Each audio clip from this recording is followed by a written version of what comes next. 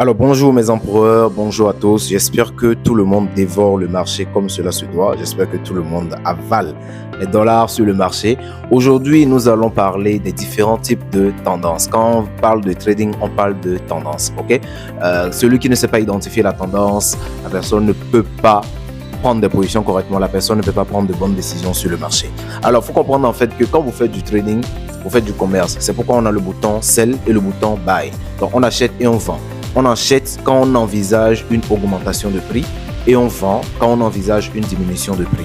Alors, comment ça se passe? Lorsqu'on veut acheter et on veut vendre, il faut savoir quand acheter et quand vendre. C'est-à-dire, il faut être capable d'analyser le comportement des prix pour pouvoir anticiper sur leur prochain mouvement. Et le fait de faire des analyses, il y a plusieurs façons de le faire. Il y a l'analyse fondamentale, l'analyse technique et tout. Mais dans le cas des indices synthétiques, on se base principalement sur l'analyse technique parce qu'il n'y a pas d'annonce économique. Le marché n'est influencé par rien du tout. C'est juste un marché algorithmique. Donc, on se positionne simplement par rapport au comportement du prix. Mais peu importe le marché sur lequel vous travaillez, vous devez être capable d'identifier correctement une tendance. Alors, une tendance, ça vous révèle l'acteur dominant du marché. C'est-à-dire, si vous voulez prendre une position à l'achat, il faudrait que vous soyez dans un contexte où les acheteurs sont dominants. Si vous voulez prendre une position à la baisse, il faut que vous soyez dans un contexte où les vendeurs sont dominants. Donc, sur les marchés, comme certains le savent déjà, il y a deux types d'acteurs. Il y a les acheteurs et il y a les vendeurs. Les acheteurs, quand ils interviennent, ils entraînent une augmentation de prix, c'est-à-dire là, ici par exemple, il y a eu de l'achat, c'est pourquoi les prix ont augmenté. Là, il y a eu de l'achat, c'est pourquoi les prix ont augmenté. Ici, il y a eu de l'achat fortement, c'est pourquoi les prix ont augmenté. Par contre, lorsque vous cherchez une opportunité à la baisse, c'est-à-dire lorsque les vendeurs interviennent, ça entraîne la baisse des prix. Comme ici, comme là, par exemple, les gens ont fortement vendu, c'est pourquoi les prix ont chuté. Ici, les gens ont fortement vendu, c'est pourquoi les prix ont chuté. Donc, quand je veux trader, je dois d'abord identifier dans quel contexte je suis. Est-ce que dans mon contexte actuel, c'est les acheteurs qui sont dominants pour pouvoir privilégier mes positions à la hausse? Est-ce que dans mon contexte actuel, c'est les vendeurs qui sont dominants pour pouvoir privilégier mes positions à la baisse? Okay? Donc, vous allez entendre beaucoup de choses sur l'analyse technique, mais il faut juste comprendre que le comportement des prix n'est rien d'autre que le comportement des intervenants du marché. Ce n'est rien d'autre que le reflet des interventions des intervenants du marché. Okay? Si par exemple, les gens achètent fortement, les prix montent. Si les gens vendent fortement, les prix chutent. Donc, si vous comprenez quand est-ce que les gens achètent, quand est-ce que les gens vendent, vous allez pouvoir en déduire quand est-ce que les prix vont monter et quand est-ce que les prix vont chuter. Donc, comment identifier simplement une tendance sur le marché? C'est assez simple. Quand on veut identifier la tendance, quand vous êtes débutant, je vous conseille d'utiliser le graphique linéaire. Quand vous avez un graphique linéaire, vous avez moins de mèches, vous n'avez pas les bougies de gauche à droite et ça vous permet vraiment de comprendre le comportement des prix de façon basique. Donc, le graphique linéaire, vous voyez très bien que vous avez les prix qui se comportent en vague avec des mouvements de haut et de bas, de haut et de bas.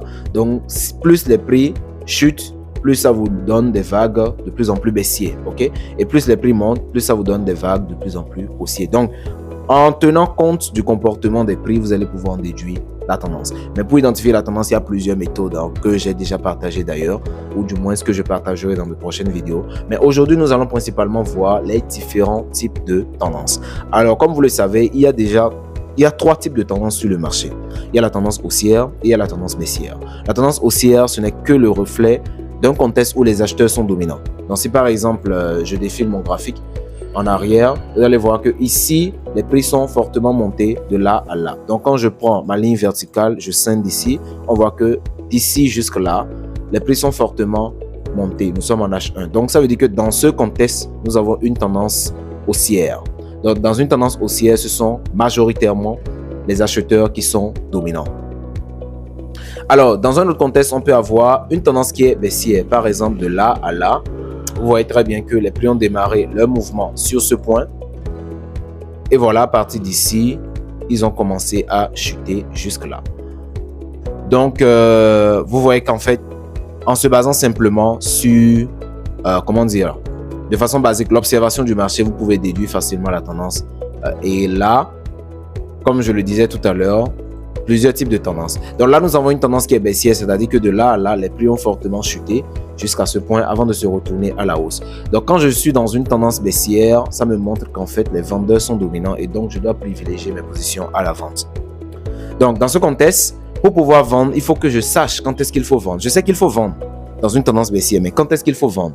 D'accord? Ça va, comment dire, ça va impliquer d'autres techniques, ça va impliquer beaucoup plus de notions. C'est pas juste avec des notions fondamentales comme ça que vous allez pouvoir identifier les niveaux précis où vous pouvez entrer sur le marché. Et dans nos sessions de formation, nous disons quels sont les niveaux précis où il faut acheter et vendre, quels sont les niveaux précis, quels sont les indices qui nous permettent d'entrer en position au bon moment pour pouvoir acheter au meilleur prix ou vendre au meilleur prix. Donc ici, on voit qu'il y a encore une tendance haussière qui est là. Dans la tendance est haussière ici qui devient baissière là. Maintenant, nous pouvons avoir une tendance où aucun des deux acteurs n'est dominant. On appelle ça une tendance en range ou en consolidation. Par exemple, ici, pendant cette période, de là à là. Donc, pendant cette période, vous voyez que les prix sont restés pratiquement à l'horizontale. Donc, de là à là, on peut dire que le marché est resté dans un range. Bon, si on trace ça ici, on voit que c'est une sorte de compression. OK? Mais en allant beaucoup plus en avant, vous voyez qu'en fait, le marché, les prix étaient restés à l'horizontale pendant cette période. On va identifier un autre type de range. Je vois au pif, voilà. On voit que ici, les prix sont restés pratiquement à l'horizontale. Quand les prix restent à l'horizontale comme ça veut dire qu'aucun acteur n'est dominant. Les deux acteurs sont en train de discuter. Il y a une indécision sur le marché. Donc, quand vous êtes dans un contexte où le marché est indécis, vous savez très bien qu'il n'y a aucun privilège dans une direction. Les intervenants peuvent intervenir à tout moment. À tout moment, il peut y avoir de l'achat, à tout moment, il peut y avoir de la vente. Donc, il y a certaines personnes qui s'en sortent bien avec les ranges, mais personnellement, je préfère que quand il y a un range, le trader puisse attendre que le marché lui donne une direction bien précise. Ok. Maintenant, une information très capitale, c'est que l'inclinaison de la tendance vous indique la force de l'acteur sur le marché.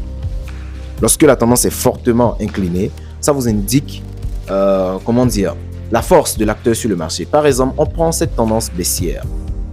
Là, ok, vous allez voir que la tendance est fortement inclinée. C'est-à-dire c'est pratiquement vertical. Donc, quand la tendance est fortement inclinée comme ça veut dire que les vendeurs sont fortement présents. Contrairement à la tendance baissière qu'on avait vue précédemment. Ok, précédemment, on avait vu une tendance baissière ici. Laissez-moi voir. Ok. Il y a plusieurs tendances là. Par exemple, en tenant compte, regardez cette tendance baissière, vous allez voir que la tendance est beaucoup plus ouverte. Il y a beaucoup d'allers-retours dedans. Donc, par rapport à l'horizontale, l'angle que ça fait par rapport à l'horizontale, voilà, ok. Donc, l'angle que ça fait par rapport à l'horizontale, vous allez vous-même voir que ce n'est pas le même angle que la tendance baissière que je vous avais présentée précédemment. Là, vous voyez que cet angle est légèrement plus fermé que l'angle de l'autre tendance baissière que je vous montre. Tac, tac, on y va.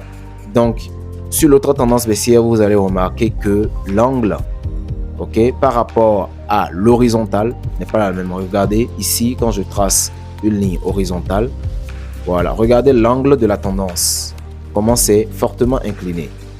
Ok, donc quand je vois l'angle de la tendance qui est fortement ouvert comme ça, des fois c'est plus simple, vous allez voir une tendance qui est pratiquement verticale. Ça veut dire que les vendeurs sont trop présents. Plus l'angle est fermé vers l'horizontale, moins il y a de force sur le marché. Mais plus l'angle est incliné, plus il y a de force sur le marché. Ok. Donc, dans chaque contexte, il y a un certain comportement à avoir. Quand on voit que les prix sont fortement inclinés, ou bien c'est une tendance qui tend à lambiner vers la baisse, ou bien qui n'est pas très orientée vers la hausse, dépendant de l'angle par rapport à l'horizontale, il y a un certain type de comportement à avoir, il y a un certain type d'outils qu'il faut avoir pour pouvoir bien travailler sur le marché. Donc, si vous avez besoin de connaître tous ces outils, si vous avez besoin vraiment d'une formation assez consolidée, une formation complète qui vous permettra d'avoir tous les outils nécessaires pour pouvoir travailler sur le marché, cliquez sur les liens en bas de la description pour rejoindre la classe de notre académie qui vous permettra, enfin nous allons partager avec vous comment nous on fait pour s'en sortir sur les marchés avec toutes les notions dont vous aurez besoin. Ne pensez pas que ce sera une formation d'initiation ou bien une formation pour vous enseigner les bases du trading, ça n'a aucun intérêt. Ce que nous on vous apprend, c'est qu'est-ce que nous on fait pour réussir sur les marchés et quelles sont les choses que vous devez éviter, quelles sont les erreurs que vous devez éviter de commettre, quelles sont les choses que vous devez faire pour réussir sur le marché. Vous dupliquez la même chose exactement comme une recette de cuisine. Vous pourrez aussi tirer profit des marchés financiers. Ok? Donc, cliquez sur le lien en bas de la description aujourd'hui pour pouvoir profiter de votre session de formation et vous donnerez une chance. Si vous le faites aujourd'hui, d'ici 6 mois, vous serez fiers d'avoir commencé aujourd'hui.